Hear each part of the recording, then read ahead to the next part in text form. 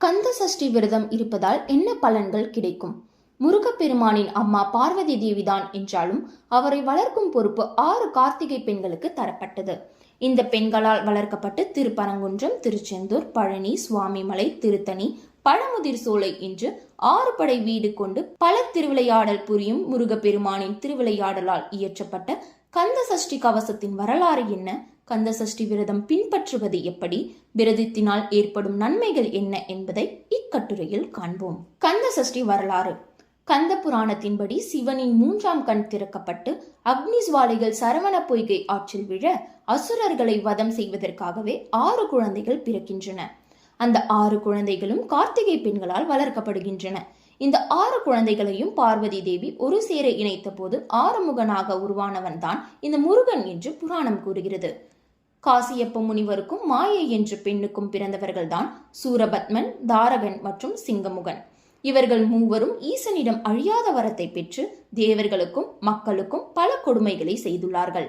இவர்களை அழிப்பதற்காகவே முருகப்பெருமான் தனது சேனை படைகளுடன் வீற்றிருந்தது முருகனின் அறுபடை வீடுகளில் 2ஆம் வீடான திருச்செந்தூர் ஆகும்.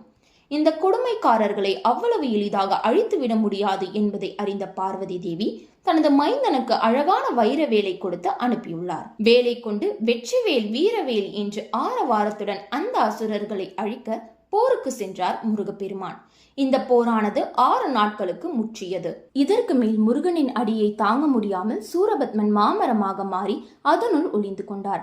இதை அறிந்த முருகப்பெருமான் தனது தாய் பார்வதி தேவி அளித்த வேலினால் அந்த மாமரத்தை தாக்கி சூரனை மயிலாகவும் சேவலாகவும் மாற்றி சேவலை தனது கொடியிலும் மயிலை தனது வாகனமாகவும் ஆக்கி கொண்டார். இந்த சூரனை ஐப்பசி மாதம் வளர்பிறை சஷ்டி நாளில் வைரவேல் கொண்டு வதம் செய்த இந்த நாளையே வருடா வருடம் முருகப்பெருமானின் கந்த சஷ்டியாக 6 நாட்களுக்கு வழிபடுகிறோம். இந்த போரில் வெற்றி கண்ட முருகப்பெருமானுக்கு இந்திரன் தனது மகளான தேவயானையை திருப்பரங்குன்றத்தில் முருகனுக்கு திருமணம் செய்து வைத்துள்ளார். இதன் காரணமாகவே திருச்செந்தூரில் மாமரமானது எங்கும் காணப்படாமலும் வளராமலும் இருக்கிறதாம். நாகப்பட்டினம் மாவட்டம் சிக்கல் என்ற பகுதியில் இருந்துதான் பார்வதி தேவியிடம் இருந்து முருகன் வேல் வாங்கி வந்தாராம். இதையே சிக்கலில் வேல் வாங்கி செந்தூரில் சூரசம்ஹாரம் என்று சொல்கிறார்கள். இதன் பழக்கமாகவே இன்றளவும் கந்த சஷ்டியின் போது அந்த சிக்கல் என்ற பகுதியிலிருந்து வேல் பெறப்பட்டு சூரசம்ஹாரமானது நடத்தப்படுகிறது. வியப்பூட்டும் விதமாக சிக்கல் என்ற இப்பகுதியில் இருக்கும் சிங்காரவேலனுக்கு சஷ்டியில் நடக்கும் சூரசம்ஹாரத்தன்று இடைவிடாமல் துடைக்க துடைக்க வியர்வை கொட்டுகிறதாம். அதிர்ச்சியும் ஆச்சரியமும் நிறைந்த முருகனின் திருவிளையாடல் இன்றளவும் வெவ்வேறு ரூபத்தில் தொடர்ந்து கொண்டே இருக்கிறது. கந்த சஷ்டி கவசம் உருவான கதை. முருகனின் தீவிர பக்தரான பாலதேவராய சுவாமிக்கு ஒரு நாள் கடுமையான வயிற்று வலி ஏற்பட்டதாம். ஆனால் எவராலும் அவரின் வயிற்று வலியை போக்க முடியவில்லை. வலியை தாங்க முடியாத அந்த பக்தன் தனது உயிரை மாய்த்து கொள்ளலாம் என்று எண்ணி திருச்செந்தூருக்கு வந்திருக்கிறார். அப்போது திருச்செந்தூர் முருகன் கோவிலில் சஷ்டியானது தொடங்கி நடைபெற சாகலாம் என முடிவெடுத்து வந்த அந்த முருக பக்தர் முருகனை இந்த 6 நாட்களுக்கும் நன்றாக வழிபட்டு சஷ்டிக்கு பிறகு உயிரை மாய்த்து கொள்ளலாம் என்று முடிவு செய்து திருச்செந்தூர் ஆற்றில் குளித்து முடித்து கோவில் மண்டபத்தில் வந்து அமர்ந்து முருகனை நோக்கி தனது தியானத்தை தொடங்கியுள்ளார். அப்போது முருகப்பெருமானே அந்த பக்தனின் கண்முன் தோன்ற இதை கண்டு பரவசமடைந்த அந்த முருக பக்தர் முருகனை நோக்கி சஷ்டியை நோக்க சரவண பவ என்ற கவசத்தை எழுதியுள்ளார். திருச்செந்தூர் வீடு மீது எழுதப்பட்ட இந்த கவசத்தை இயற்றிய பாலதேவராய சுவாமியின் கடுமையான வயிற்று வலி இந்த கவசம் எழுதிய பின்னர் சிறிதும் இல்லாமல் போய்விட்டது. இதைத் தொடர்ந்து முருகனின் 6 படை வீடுகளில் மற்ற வீடுகளான திருப்பரங்குன்றம், பழனி, சுவாமிமலை, திருத்தணி, பழமுதிர் சோலை வீடுகளுக்கும் கந்த சஷ்டி கவசத்தை எழுதியுள்ளார். இந்த கவசம் எழுதுவதற்காகவே முருகன் தனது பக்தனிடம் இது போன்ற திருவிளையாடலை ஆடியிருக்கிறார். இந்த கவசத்தை மனமுருக பாடிய மற்றொரு முருக பக்தரான பாம்பன் சுவாமிகள் தானும் முருகனை நோக்கி இது போன்ற கவசத்தை ஒன்று எழுத வேண்டும் என்று விரும்பி இந்த கவசத்தை மனமுருக பாடிய மற்றொரு முருக பக்தரான பாம்பன் சுவாமிகள் தானும் முருகனை நோக்கி இது போன்ற கவசத்தை ஒன்று எழுத வேண்டும் என்று விரும்பி எழுதப்பட்டதே சண்முக கவசமாகும். கந்த சஷ்டி விரதம். இந்த ஆண்டு கந்த சஷ்டி ஆனது தீபாவளிக்கு அடுத்த நாள் நவம்பர் 13ஆம் தேதி தொடங்கி 19ஆம் தேதி நிறைவு பெறுகிறது. பலவிதமான விரதங்கள் இருந்தாலும் இந்த கந்த சஷ்டி விரதமானது ஒரு கடுமையான விரத முறை என்றே சொல்லலாம். இந்த கந்த சஷ்டி விரதமானது 6 நாள் விரதமாக பின்பற்றுவது வழக்கம். ஆனால் உண்மையில் சொல்ல போனால் முழு விரதம் 7 நாள் ஆகும். சஷ்டி அன்று தொடங்கி சூரசம்ஹாரம் முடிந்த அடுத்த நாள் வரை இந்த விரதமானது தொடர்கிறது. இந்த விரதத்தை வெறும் பாலை மட்டும் குடித்து விரதம் இருப்பது, பாலுடன் சேர்த்து பழங்களும் உண்பது, ஒரு நாளைக்கு ஒரு இளநீர் குடிப்பது, துளசி தீர்த்தம் மட்டும் குடிப்பது, இன்னும் கடுமையாக ஒரு நாளைக்கு ஒரு மிளகு என்று கணக்கில் 7 நாட்களுக்கு 7 மிளகு மட்டும் உண்பது, வெறும் கீரையை மட்டும் உண்பது, சிலர் மதியம் ஒரு வேளை மட்டும் சாப்பிடுவது அல்லது இரவு ஒரு நேரம் மட்டும் சாப்பிட்டு விரதம் இருப்பது என்று இந்த கந்த சஷ்டி விரதத்தில் பல முறைகள் இருக்கின்றன. இன்னும் சிலர் 7 நாட்களும் முழு உபவாசம் கடைபிடித்து முழு பயபக்தியோடு முருகப்பெருமானை வழிபடுவோரும் உண்டு. இந்த பலவிதமான வழிமுறைகளில் எந்த உபவாசம் நம்மால் கடைபிடிக்க முடியும் என்பதை கருத்தில் கொண்டு இடைநாட்களில் விரதத்தை இடைவிடாமல் அந்த 7 நாட்களும் உபவாசம் இருந்து கந்தனை உளமாற வழிபட்டால் நிச்சயம் அறுபடை வீரரின் அருள் கிடைக்கும். குறிப்பாக எவ்வித கடுமையான விரதத்தை கடைபிடிப்பதாக இருந்தாலும் தண்ணீர் மட்டும் நிச்சயம் குடிக்க வேண்டும் என்று கூறுகின்றனர். இந்த விரதங்களை தாண்டி இன்னும் சிலர் காலை முதல் மாலை வரை 7 நாட்களுக்கு மௌன விரதத்தையும் கடைபிடிக்கின்றனர். அதேபோல் விரதம் இருக்கக்கூடிய இந்த 7 நாட்களும் பச்சை நிற உடை அல்லது காவி நிற உடையை அணிவது சிறப்பு. குறிப்பாக இந்த 7 நாட்களும் கந்த சஷ்டி கவசத்தை படிப்பது மிக மிக சிறப்புடையதாகும். சஷ்டியின் முதல் நாள் ஒரு பாத்திரத்தில் தண்ணீர் நிறைத்து வாசனை திரவியம் கலந்து எலுமிச்சை பழம் போட்டு தரையில் சிறிது பச்சரிசி வைத்து அதன் மேல் வாழை இலை அல்லது ஒரு சிறிய தட்டை வைத்து அதன் மேல் இந்த கலசத்தை வைத்து தர்ப்பை, மாவிலை மற்றும் தேங்காய் வைக்க வேண்டும். கலசம் வைத்த பிறகு ஓம் சரவண பவ என்ற நாமத்தை 108 முறை அல்லது 1008 முறை உச்சரிக்க வேண்டும்.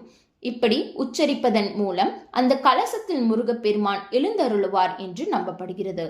கலசம் வைத்து வழிபடும் வழக்கம் இல்லாதவர்கள் முருகப்பெருமானின் உருவப்படத்தை வைத்து முருகப்பெருமானின் ஓம் சரவண பவ எனும் திருமந்திரத்தை கூறி போற்றி துதிக்கலாம்.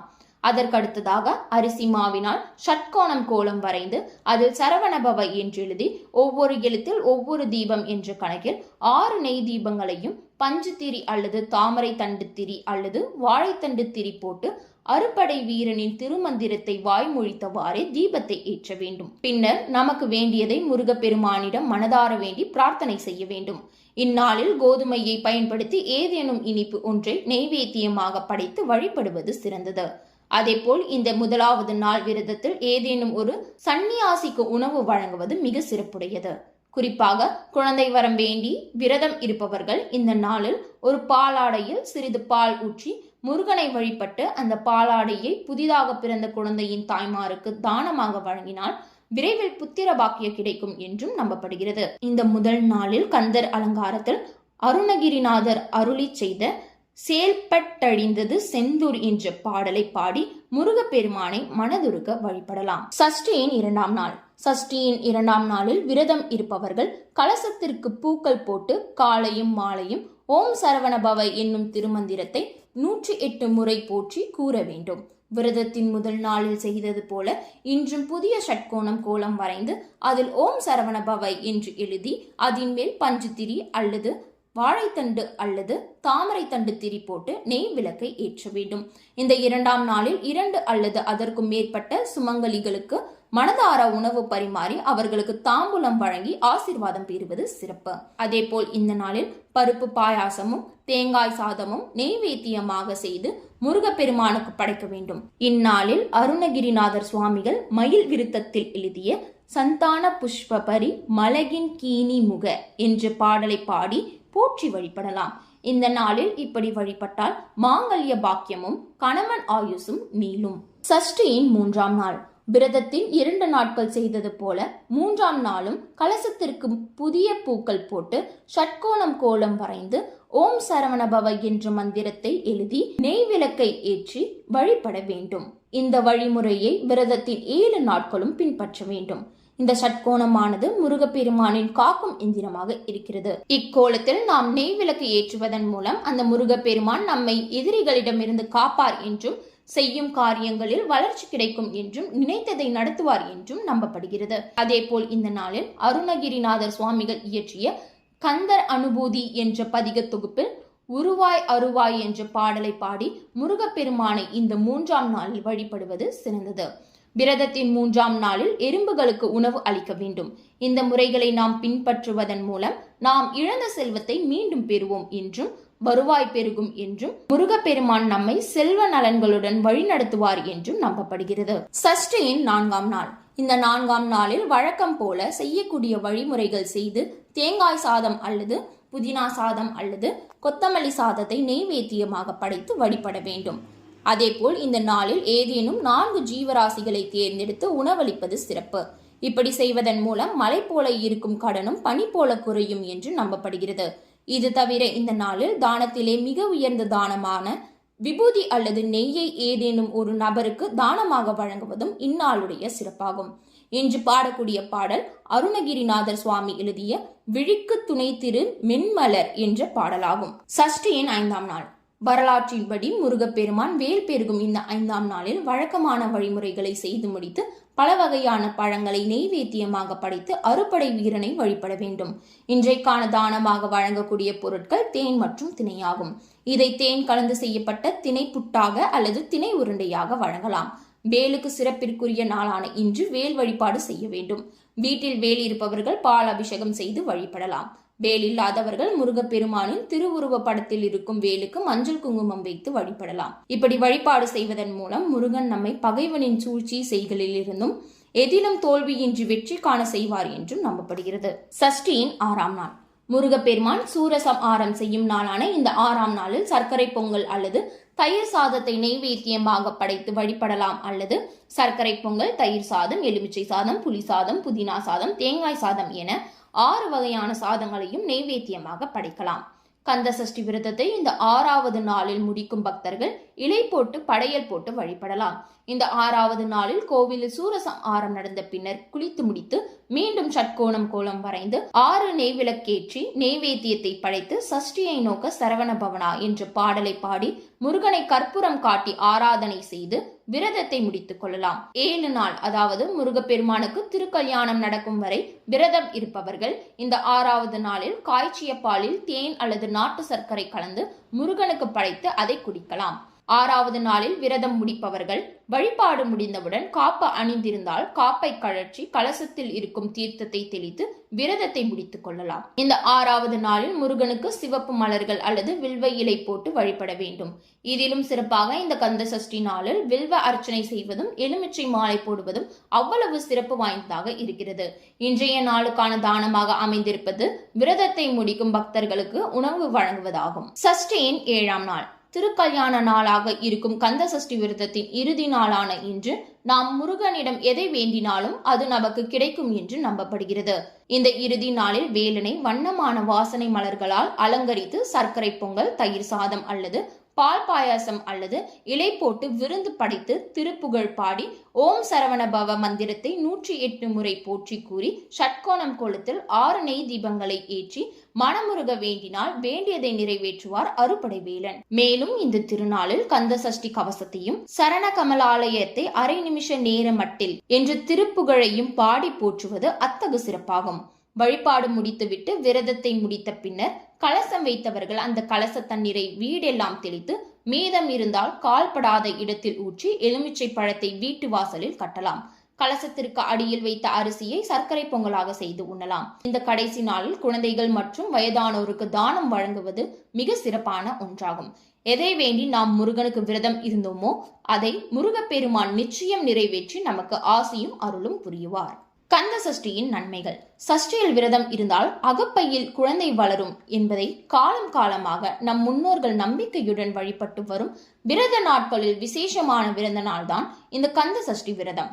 புத்திர பாக்கியம் இல்லாதவர்கள் இந்நாளில் விரதம் இருந்தால் நிச்சயம் முருகப்பெருமான் புத்திர பாக்கியத்தை கொடுப்பார் என்று பெரிதும் நம்பப்படுகிறது. 1 வருடம் 2 வருடம் மட்டும் விரதம் இருந்து பலன் கிடைக்கவில்லை என்று அவநம்பிக்கை கொள்ளாமல் இடையுறாது வருடம் வருடம் விரதம் இருந்து முருகப்பெருமானை மனதார வழிபட்டால் நிச்சயம் அவர் புத்திர பாக்கியத்தை அருளுவார். அதேபோல் வாழ்க்கையில் எண்ணிலடங்கா துன்பம் உடையவர்கள், கடன் தொல்லை உள்ளவர்களும் இந்த சஷ்டி விரதத்தை பின்பற்றினால் வாழ்க்கையில் சந்திக்கும் அனைத்து துன்பங்களும் கடன்களும் நீங்கி ஒளிவிளக்காக வாழ்க்கை மாறும் என்றும் நம்பப்படுகிறது. அதேபோல் திருமணம் ஆகாதவர்களும் நினைத்த காரியங்கள் நடக்க வேண்டும் என்று எண்ணுபவர்களும் இந்த விரதத்தை கடைபிடித்தால் அவர்கள் பிரார்த்தித்தது நிச்சயம் அறுபடை வீரனால் நிறைவேற்றப்படும். நம்பினார் கைவிடப்படார் என்பதைப் போல வேலனை நம்புபவர்களை வேலன் என்றும் கைவிடுவதில்லை. மனதார பிரார்த்தியுங்கள், வேலனை நம்புங்கள். ஓம் சரவணபவ.